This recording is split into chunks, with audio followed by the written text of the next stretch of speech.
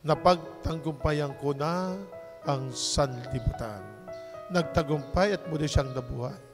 At magtagumpay, siya'y babalik na sa Ama.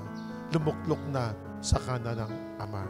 Ito pong pag-akyat ng ating Panginoong Kristo, lagi niyang tagubilin sa kanyang mga alagad.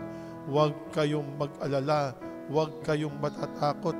Lakasan ninyo ang loob ninyo dahil ako ay nagtagumpay na.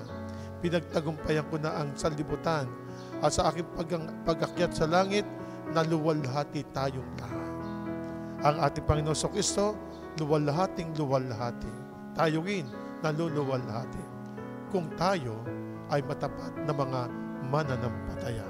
Ipagpatuloy pa rin po natin ang ating walang humpay na pagdarasal, pananalangin, pakikipag-ugnayan sa ating Panginoong Diyos.